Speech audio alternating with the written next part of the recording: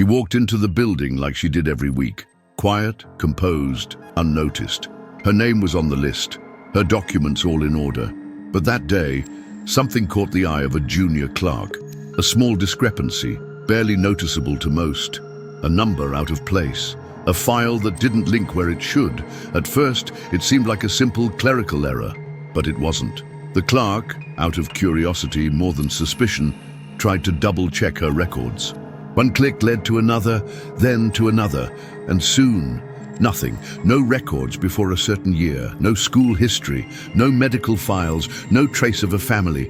She simply seemed to have appeared in the world, midlife, with no past behind her. Who was this woman? Why did her trail begin so late in life? And how had no one noticed until now?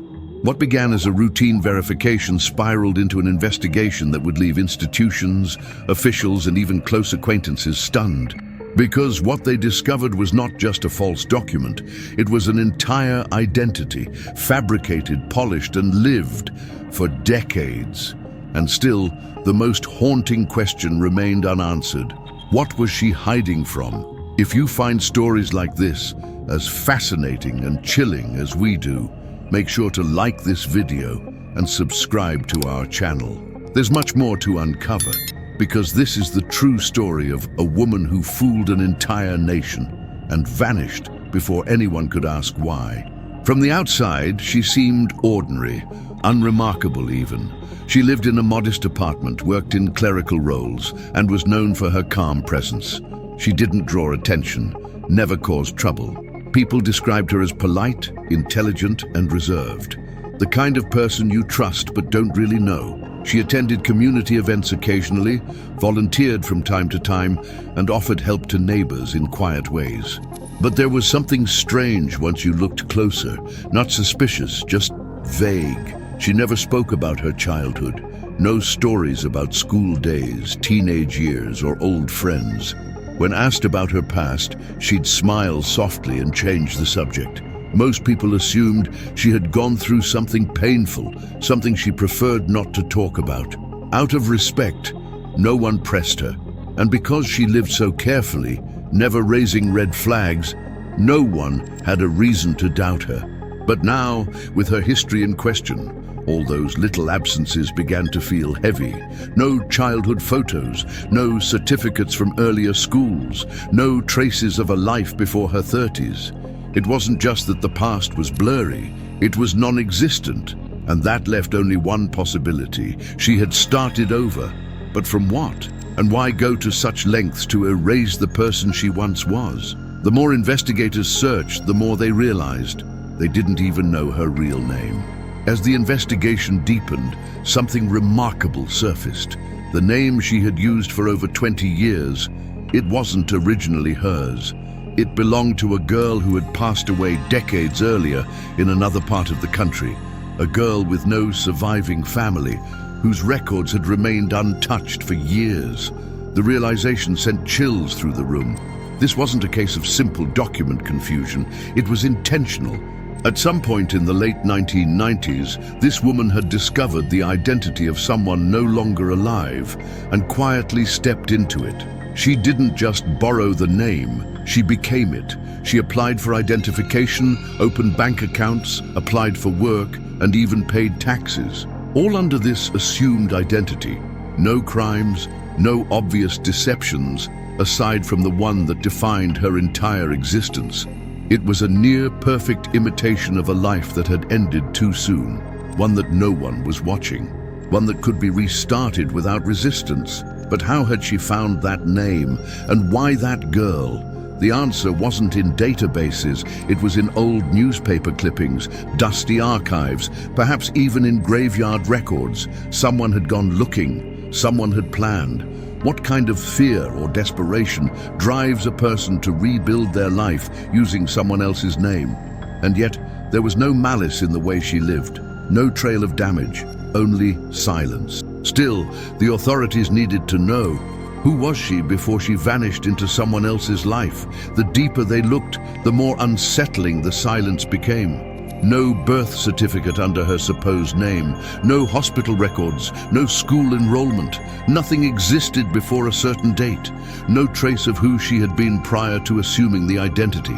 She hadn't just taken a name. She had erased herself. Every life leaves footprints, receipts, photos, memories, witnesses. But in her case, the trail stopped cold. Authorities began to wonder, was she fleeing something?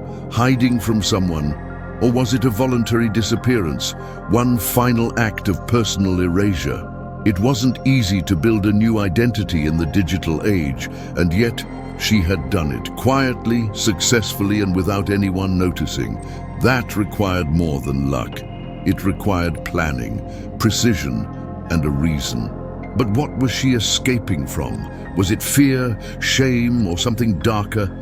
Investigators pulled old national records hoping for a match. Maybe she was reported missing under a different name. Maybe she had been someone else entirely, someone whose past no one was looking for anymore.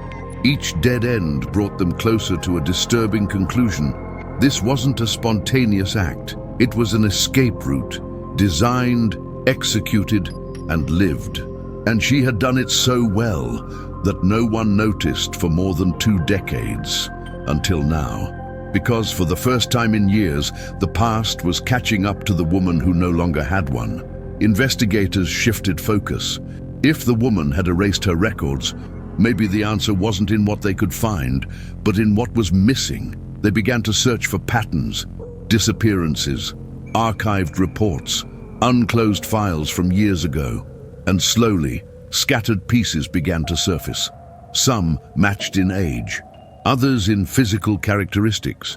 A few shared fragmented timelines. One file stood out, a case from the early 1990s involving a young woman reported missing after leaving home under uncertain circumstances. Her story was vague, incomplete. The details were thin, but there were similarities that couldn't be ignored. Could it be her? Had she been running for all these years, not from justice, but from something else entirely? What if her past was one of fear, of pain, of isolation so deep that starting over wasn't just a choice, but the only way to survive? No one knew for sure, but the silence around her former life began to feel heavier, like a shield forged out of necessity. She had covered her tracks, yes, but not to deceive the world, perhaps to protect herself from it. And if that's true, what happened to her all those years ago, we may never fully know. But one thing was becoming clear. This wasn't just a case of fraud. It was a story of survival, of someone who had chosen to disappear rather than be found. But was she truly safe, or just postponing the inevitable? Despite the mystery surrounding her origins, those who knew her in the present spoke with warmth. She wasn't just a quiet figure in the background. She was kind, attentive, even generous in her own subtle way. She had helped neighbors find jobs, offered rides to those without transportation, and regularly donated time to community causes. There was no trace of manipulation, no sign she sought power or status, just presence, consistency, humanity. That's what made the truth harder to process. People asked themselves, how could someone capable of so much good be living a lie? The answer wasn't simple, because maybe both things were true. As investigators pieced together her past, those who had been part of her present began to question everything. Had their connection been real? Were the shared moments authentic or carefully constructed? Did her kindness come from guilt or from someone simply trying to live a better version of themselves? It became less a story of deception and more a story of contradiction. She wasn't a villain, but she wasn't innocent either. She existed in a space most people never occupy, a second chance that no one gave her, but one she took anyway. And if her entire life had been a performance, it was one built on empathy, not manipulation. Still, the question lingered like smoke. Did the lies cancel out the good she did, or did the good begin to redeem the lie? Eventually, she was called in by the authorities. Calm and composed as ever, she sat across from investigators and listened. They laid out what they had found: the discrepancies, the false records, the identity that didn't belong to her. She didn't protest. She didn't panic. She simply nodded. When asked to explain, she offered very little. "I did what I had to do," she said. "I just wanted peace. That was all." There was no denial, but also no confession. To those in the room, it was unsettling.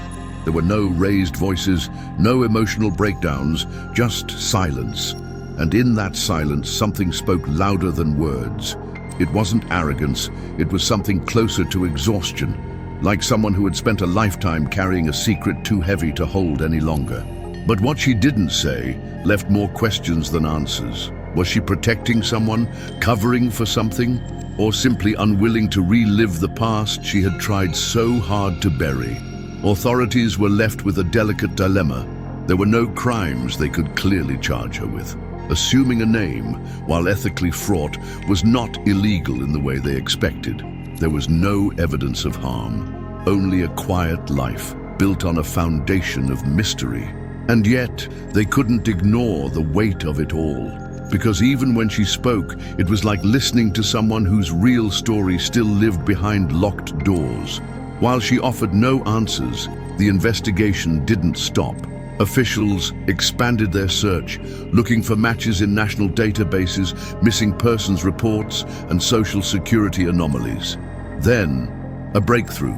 A cold case from nearly 3 decades earlier, involving a young woman who had disappeared under unclear circumstances, began to line up. The dates, the region, the approximate age. A few small physical traits matched archived photographs. Nothing definitive, but enough to reopen the file. She had once lived under another name, a name that hadn't been spoken in years. A name associated with a troubled household, a distant relative who refused to comment, and an unresolved history marked by silence. If the connection was real, it meant her disappearance had been no accident. It had been a decision, a final escape. But confirming the link required more than speculation. DNA samples were compared to surviving relatives. Inconclusive. Time had eroded too much. Faces had changed. Documents had vanished. Still, for investigators and viewers of this story, it became more than a question of identity. It became a question of truth. If she really was the girl who vanished, then her story wasn't about deceit. It was about survival, reinvention, and the price of running from pain so deep that the only option left was to become someone else. But if she wasn't that girl, then who was she? And just when authorities felt they were getting closer to the answer, she was gone again. She didn't run. She drifted. One day, she simply didn't return to work. No message, no phone call, no belongings removed from her apartment. Just a few items missing, as if she had left for the weekend and never come back. Authorities searched the usual places, checked transportation logs, surveillance footage, border entries. Nothing. It was as if she had once again slipped between the cracks, exactly as she had done years before. But this time, people were watching. This time, questions were being asked. Had she felt the walls closing in? Had she feared exposure or judgment? Or perhaps she had always known the day would come, the moment her reinvention would no longer hold. What struck investigators most wasn't just the disappearance itself. It was how effortlessly she vanished. No chaos, no signs of struggle or desperation, just silence.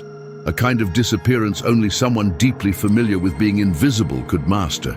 And so, the trail ended once again. No definitive answers. No confirmed past. No closure. She had become a ghost in her own story. Not by accident, but by design. And the people she left behind, those she helped, those she fooled, those who cared, were left to wonder, had they ever truly known her at all? Her name was never real, her story never clear, but her presence unforgettable. And somewhere out there she may be living another life, one we'll never discover. In the end, what remains is not a criminal file or a con exposed, but a lingering question. Who was she, really? She didn't steal. She didn't manipulate. She didn't seek fame, fortune, or power. All she did was exist under a name that wasn't hers. In a life she quietly built piece by piece with care and intention. And when that life began to unravel, she walked away before anyone could truly reach her. Some see deception, others see survival. But perhaps the truth lies somewhere in between. She may have chosen to hide not out of malice, but out of necessity.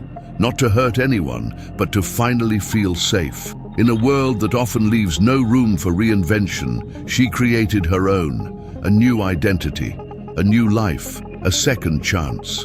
And while we may never know the full story, one thing is clear: she was not a mystery to be solved, but a story to be understood. What would you do if you had to start over? Would you erase everything or try to carry the weight of your past? Let us know in the comments below. We want to hear your thoughts. And if this story intrigued you, make sure to like this video, subscribe to our channel, and turn on notifications so you don't miss the next story we uncover. Because sometimes the most unbelievable stories are the ones no one ever noticed. Thank you for watching.